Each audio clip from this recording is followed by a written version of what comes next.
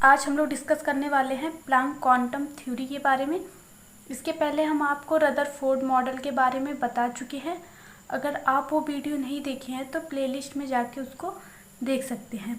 हम ऐसा video provide करते हैं जिससे आप लोगों को याद करने में आसानी हो और पेपर में अगर आए तो इजी वे में आप लिख सकें, जिससे आपको नंबर भी टोटल मिल जाएगा और याद करने में कोई प्रॉब्लम भी नहीं होगी। तो चलिए आज हम डिस्कस करेंगे प्लैंक क्वांटम थ्योरी के बारे में। इसे प्लैंक क्वांटम ने 1900 में दिया था। इसके कुछ पार्सुलेट होते हैं, वो देख लेते हैं। फर्स्ट पार्सुलेट देखेंगे, अगर कोई ब्लैक बॉडी एनर्जी को इमिट करे या एब्जॉर्ब करे तो वो कैसे करता है, डिसकंटिन्यूअस मैनर में करता है। अगर कोई ब्लैक बॉडी एनर्जी को निकालता है या फिर एब्जॉर्ब करता है और शोषित करता है तो वो डिसकंटिन्यूअस मैनर में करता है। मतलब लगातार एनर्जी जो है वो नहीं निकलेगी, कुछ एनर्जी निकलेगी फिर रुक के फिर कुछ एनर्जी निकलेगी। मतलब डिसकंटिन्यूअस मैनर में एनर्जी जो है वो इमिट होती है या एब्जॉर्ब होती है। Energy is emitted or absorbed by a black body in discontinuous manner. लेकिन रदरफोर्ड ने क्या बताया था? रदरफोर्ड ने बताया था कि इलेक्ट्रॉन न्यूक्लियस के चारों ओर चक्कर लगाता है और कंटिन्यूअसली एनर्जी जो है वो इमिट करता है। लेकिन ऐसा नहीं होता है, कोई भी चीज़ जो है वो कंटिन्यूअस एनर्जी नहीं इमिट करती है, वो डिसकंटिन्यूअस मैनर में एनर्जी रिलीज करती है। मतलब कुछ एनर्जी निकलेगी तो फिर उसके बाद कुछ एनर्जी निकलेगी। ऐसा नहीं है कि लगातार एनर्जी जो है वो इमिट करती रहे। अब सेकेंड पार्सुलेट देखेंगे, जो एनर्जी इमिट होती है या एब्जॉर्ब होती है वो स्मॉल पैकेट के फॉर्म में होती है। जो एनर्जी निकलती है या एब्जॉर्ब होती है और शोषित होती है वो किसके फॉर्म में होती है? स्मॉल पैकेट के फॉर्म में, छोटे पैकेट के फॉर्म में होती है। और इस छोटे पैकेट को हम क्या कहते हैं? क्वांटम। इसी छोटे पैकेट को हम क्वांटम कहते हैं। Energy is emitted or absorb in the form of small packet. This small energy packet are called as quantum. इसको हम क्या कहेंगे? क्वांटम कहते हैं। आई होप ये दोनों पार्सुलेट आपको समझ में आ गए होंगे। अब देखेंगे थर्ड पार्सुलेट उन्होंने क्या कहा था।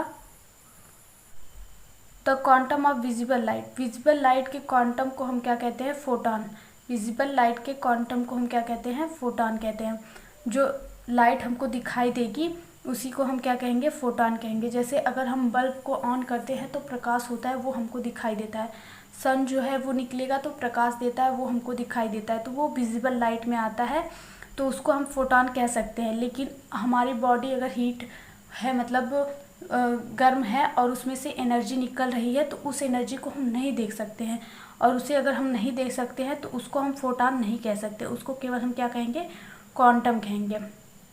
सभी फोटॉन जो है वो क्वांटम हो सकते हैं, लेकिन सभी क्वांटम जो है वो फोटॉन नहीं हो सकते हैं। ये आपको पॉइंट ध्यान में रखना है कि सभी फोटॉन जो है वो क्वांटम हो सकते हैं, लेकिन सभी क्वांटम जो है वो फोटॉन नहीं हो सकते हैं। अब आई होप ये पॉइंट आपको समझ में आ गया होगा। The quantum of visible light is called photon. अब हम फोर्थ पार्सुलेट की तरफ आगे बढ़ते हैं। Each quantum travels in the form of wave. जो क्वांटम है वो ट्रेवल करता है वेव की फॉर्म में। वेव की फॉर्म में मतलब वेव, ऐसा वेव, ये क्या है? वेव है। ये ट्रेवल करता है वेव की फॉर्म में। अब हम देखेंगे वेव किसे कहते हैं। पे आप फिफ्थ पॉइंट भी डाल सकते हैं या फिर वेव हेडिंग डाल के भी लिख सकते हैं। ऐसा मीडियम जो एनर्जी को एक पॉइंट से दूसरे पॉइंट पर स्थानांतरित करता है या ट्रांसफ़र करता है उसको क्या कहते हैं? वेव कहते हैं। ऐसा मीडियम जो एनर्जी को एक पॉइंट से दूसरे पॉइंट तक स्थानांतरित करता है, मतलब ट्रांसफ़र करता है, उसको क्या कहते हैं? वेव कहते हैं। The medium which transfer energy from one point two another point. इसका एक और डिफिनीसन होता है। ये डिफिनीसन जो है हमको फ्रीक्वेंसी, वेवलेंथ और फिर वेव नंबर ये सब नहीं डिफाइन कर पाता है, लेकिन ये वाला डिफिनीसन जो है वो फ्रीक्वेंसी, वेवलेंथ ये सब हमको डिफाइन करता है इस वाले डिफिनीसन से। तो ये वाला डिफिनीसन जो है वो ज़्यादा इम्पॉर्टेंट है। तो ये वाला डिफिनीसन देख लेते हैं। एक क्रस्ट और एक ट्रफ को मिलाते हैं तो वो क्या बनता है? वन वेव बनता है। एक क्रस्ट और एक ट्रफ को मिलाते हैं तो वो एक वेव बनता है। A crest and a trough are collectively called as wave. उसको क्या कहेंगे, वेव कहेंगे। ये हो गया वेव का डिफिनीसन। यहाँ पे देखिए ये एक क्रस्ट है, ये वाला क्रस्ट है और ये वाला क्या है, ट्रफ है। और इसको जब मिलाएंगे, एक क्रस्ट और एक ट्रफ को जब मिलाते हैं तो क्या बनेगा, एक वेव बनता है। आई होप ये पॉइंट आपको समझ में आ गया होगा। अब आगे देखते हैं। अब देखेंगे वेवलेंथ के बारे में।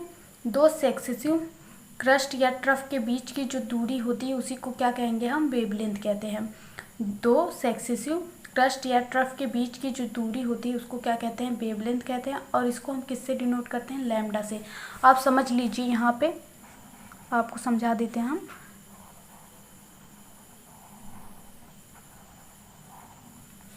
दो सक्सेसिव क्रस्ट और ट्रफ, मतलब ये वाला क्रस्ट और ये वाला क्रस्ट, इसके बीच की जो दूरी होगी वो होगी लैम्डा।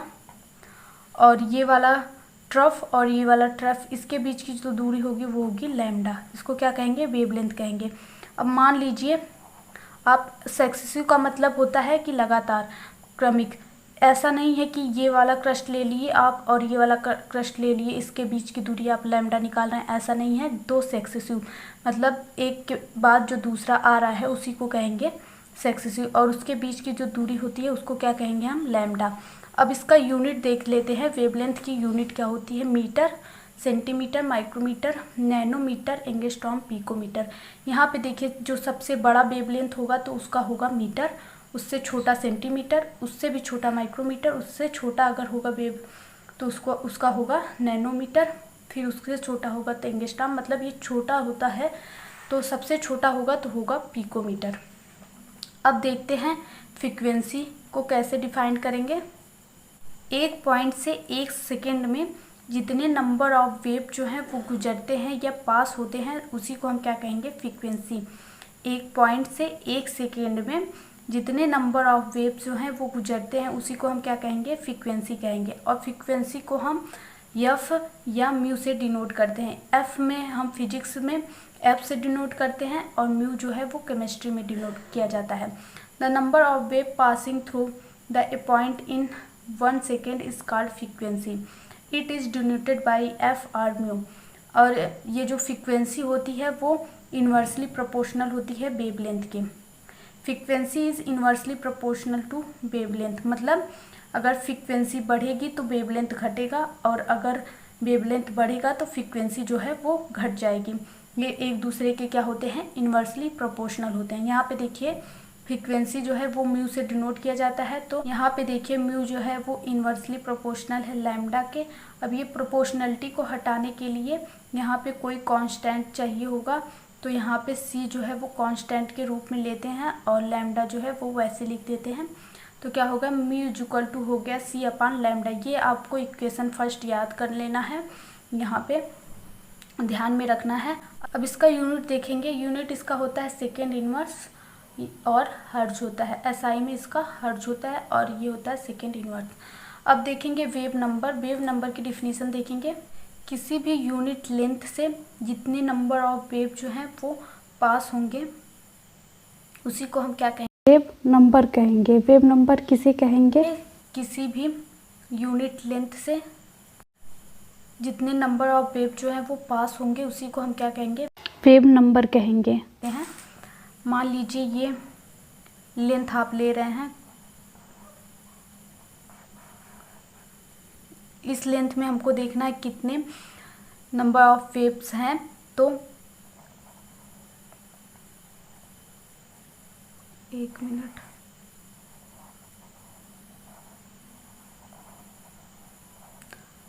आपको हम बता चुके हैं कि एक क्रस्ट और एक ट्रफ मिला के क्या बनता है, एक वेव बनता है। तो यहाँ पे एक हो गया और यहाँ पे दो हो गया, यहाँ पे तीन हो गया, यहाँ पे चार हो गया। तो चार वेव जो हैं इससे पास हो रहे हैं, तो इसका वेव नंबर कितना आएगा, 4 आएगा। ये यूनिट लेंथ आपको कांस्टेंट रख कर देखना है कि कितने वेव इससे पास हो रहे हैं, तो वही उसका क्या हो जाता है, वेव नंबर हो जाता है। यहाँ पे देखिए यहाँ पे 4 वेव पास हो रहे हैं, तो इसीलिए इसका वेव नंबर जो है वो 4 हो गया। 1 2 3 4, 1 2 3 4 4 वेव जो है यहाँ से पास हो रहे हैं, इसीलिए इसका वेव नंबर 4 हो गया। आई होप ये आपको समझ में आ गया होगा। It is denoted by mu bar. इसको हम किससे डिनोटेड करते हैं? म्यू बार से इसको डिनोट करते हैं। अब इसका यूनिट क्या होगा? इसका यूनिट जो होता है, ये जो म्यू बार होता है ना, ये रेसिप्रोकल होता है वेवलेंथ के रेसिप्रोकल होता है, मतलब इसके उल्टा होता है, तो इसका यूनिट भी उसके उल्टा होगा। यहाँ पे देखिए वेवलेंथ का यूनिट क्या था? मीटर था, सेंटीमीटर था और माइक्रोमीटर था, तो इसी को हम इन्वर्स कर देंगे तो हो जाएगा मीटर इन्वर्स, सेंटीमीटर इन्वर्स। इसको हम उल्टा कर देंगे तो ये इसका यूनिट आ जाएगा। तो इसका यूनिट देख लेते हैं। Metre inverse, centimetre inverse, nanometre inverse, micro angstrom inverse, picometre inverse, ये सब हो गया इसका यूनिट। अब देखते हैं ये जो होता है इसका रेसिप्रोकल होता है और जो फ्रीक्वेंसी होता है वो वेव नंबर के डायरेक्टली प्रोपोर्शनल होता है। मतलब कि अगर फ्रीक्वेंसी बढ़ रही है तो आपका वेव नंबर भी बढ़ेगा, अगर फ्रीक्वेंसी घट रही है तो वेव नंबर भी घटेगा। ये इसके डायरेक्टली प्रोपोर्शनल होता है। अब इसको हटाने के लिए, प्रोपोर्शनलिटी को हटाने के लिए यहाँ पे कोई कांस्टेंट लेना होगा। म्यू इज इक्वल टू हो जाएगा सी इंटू म्यू बार। तो यहाँ पे mu bar is equal to हो जाएगा म्यू अपान सी।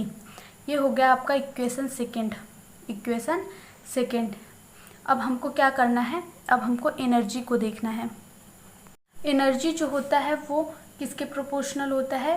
फ्रीक्वेंसी के डायरेक्टली प्रोपोर्शनल होता है एनर्जी जो है वो फ्रीक्वेंसी के डायरेक्टली प्रोपोर्शनल होता है। अब इस प्रोपोर्शनलिटी को हटाने के लिए यहाँ पे h लगेगा और म्यू वैसे लिख देंगे।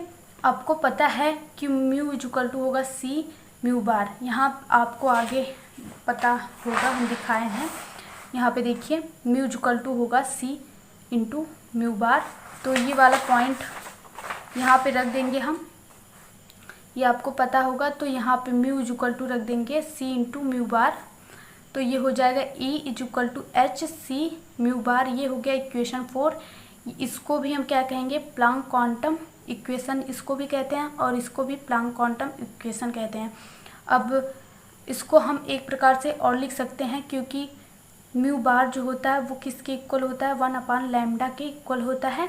तो यहाँ पे mu bar is equal to क्या लिखेंगे? 1 अपान लैम्डा लिख देंगे। तो क्या हो गया?